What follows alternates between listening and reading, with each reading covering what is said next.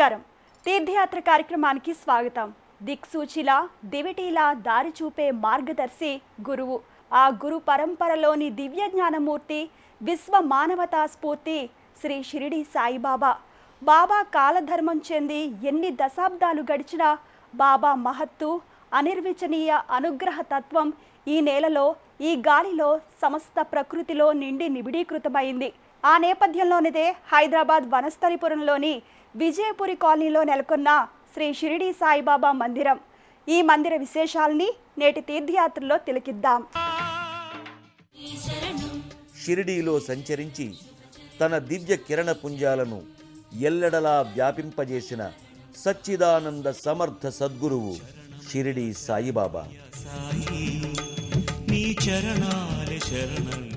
ఆ బాబాను భక్తులు తమ ఆవాస ప్రాంతాల్లో ప్రతిష్ఠించుకుని ఆరాధించుకుంటున్నారు.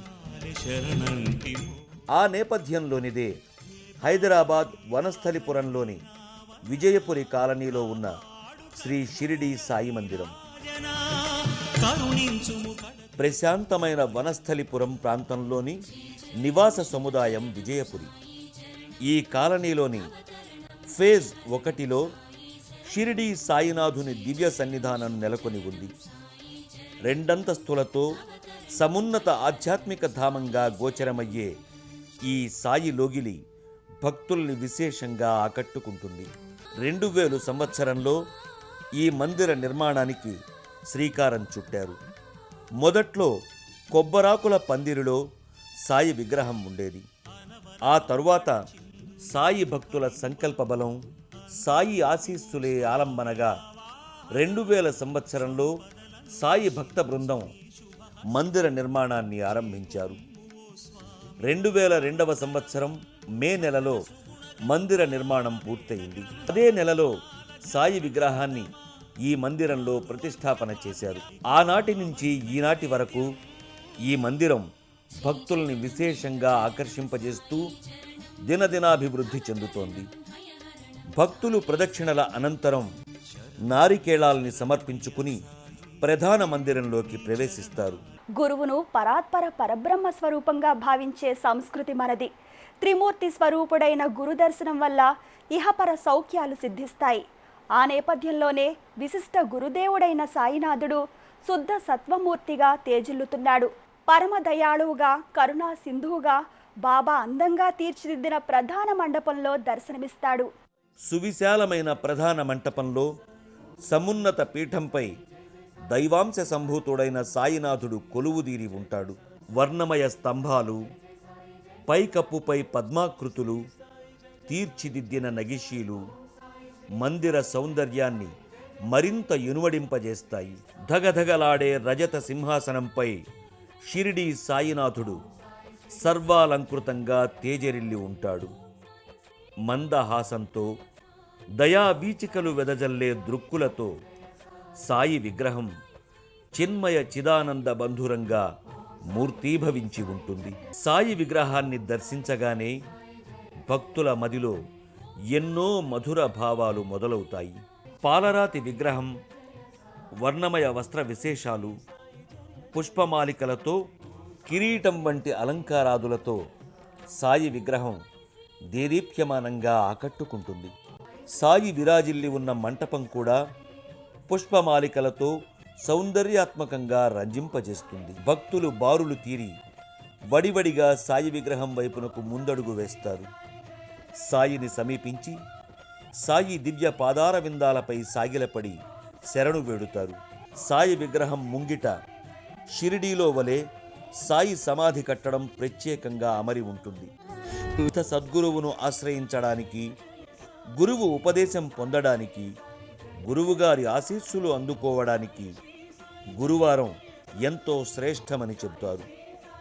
అందుకే భక్తులు సాయిలోగిలికి ప్రతి గురువారం తరలి వస్తారు.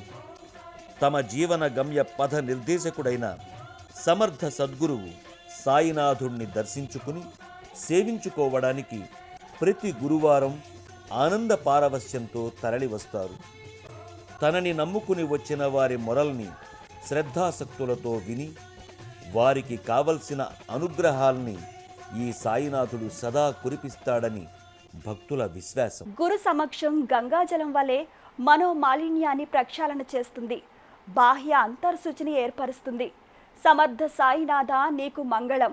ఇది సాయి భక్తుల మంత్రం, యంత్రం, తంత్రం. త్రికర్ణ శుద్ధిగా సాయిని ఆరాధించుకునే భక్తులు అభిషేక వేడుకను ఓ మాధ్యమంగా ఎంచుకుంటారు. వివిధ ద్రవ్యాలతో సాగే సాయి అభిషేక వేడుక ఆశాంతం నయన మనోహరంగా పరిడవిల్లుతుంది. ప్రతి గురువారం ఇతర విశేష పర్వదినాలలో సాయి ఉత్సవమూర్తికి అభిషేక వేడుకను కడు కమనీయంగా నిర్వహిస్తారు.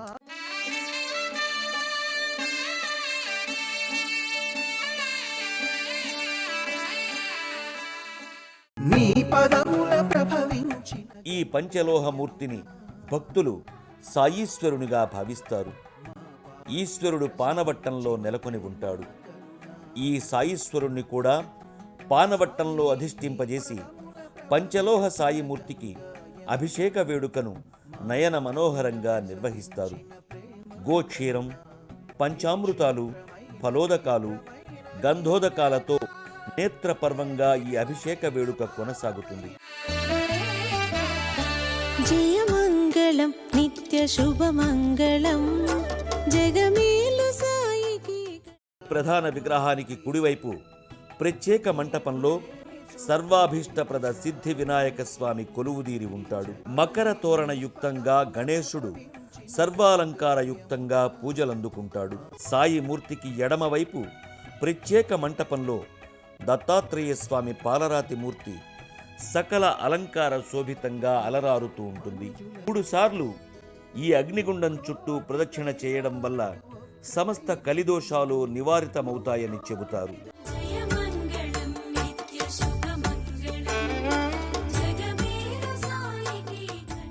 సాయిలో చేస్తారు. దిగంబర దిగంబర శ్రీపాదవల్లభ దిగంబర అనే దత్తస్తోత్రం ఇక్కడ లిఖితమై ఉంటుంది. అదేవిధంగా ఈ సన్నిధానంలో సమస్త మనోకామనలన్నీ సిద్ధిస్తాయని చెబుతారు. విజయపురి కాలనీ సాయి సన్నిధానంపై అంతస్తులో ధ్యాన మందిరం నెలకొని ఉంటుంది. భక్తులు ధ్యానంలో నిమగ్నం కావడానికి ఈ ధ్యాన మందిరంలోని ప్రశాంత వాతావరణం దోహదపడుతుంది. ఈ అందరినీ రక్షించే కాసేపు ధ్యానంలో నిమగ్నమవుతారు. వనస్థలిపురం విజయపురి కాలనీలో ఉన్న సాయి సన్నిధానంలో షిరిడీలో వలె ప్రతినిత్యం 4 హారతులు పూజా పరంపర కొనసాగుతాయి. షేజారతి, మధ్యాహ్న హారతి, ధూప్ హారతి, కాకడ హారతిని సాయికి సభక్తికంగా సమర్పిస్తారు. ప్రతి సంవత్సరం జనవరి 14వ తేదీ అనగా సంక్రాంతి నాడు ఈ సాయిధామంలో వార్షికోత్సవ వేడుకల్ని నిర్వహిస్తారు. ప్రతి గురువారం సాయికి పంచామృత అభిషేకంతో పాటు పల్లకీ సేవను కూడా నిర్వహిస్తారు. మహిళా భక్తుల భజనలు, నామస్మరణలు, పారాయణాల మధ్య సాయి పల్లకీ సేవ నయన సమ్మోహన భరితంగా కొనసాగుతుంది. ప్రధాన మందిరాల్ని సందర్శించిన అనంతరం భక్తులు ఈ మందిర లోగిలలో ఉన్న ఇతర దేవతామూర్తుల్ని దర్శించుకుంటారు. వనస్థలిపురం విజయపురి కాలనీలో ఉన్న సాయిలోగిలి వెనుక వైపు పోచమ్మ ఆలయం ఉంటుంది. భారీ వృక్షం కింద చిన్న మందిరంలో ఉన్న పోచమ్మ సన్నిధిని సాయి దర్శనానంతరం భక్తులు సందర్శిస్తారు. పోచమ్మ ఆలయంలో లోపల గోడకు భారీ నాగబంధం ఉంటుంది. పసుపు కుంకుమల అలంకారంతో నెలకొన్న ఈ నాగబంధం దిగువన పోచమ్మ విగ్రహం ఉంటుంది.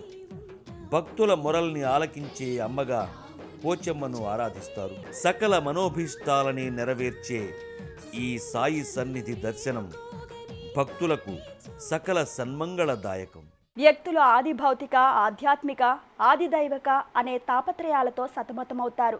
ఆత్మహితాన్ని, ఆత్మానందాన్ని కోరుకునేవారు సాయి చరణాల్ని ప్రేమతో, భక్తితో ఆశ్రయిస్తే ఆత్మ సాక్షాత్కారానుభూతిని పొందుతారు. ఆత్మజ్యోతిని జాజ్వల్యమానంగా ప్రకాశింపజేసే సాయి భక్తి మన మనోసీమల్ని కాంతివంతం చేయాలి. మన జీవన సుపథానికి వెలుగుబాపుట కావాలి.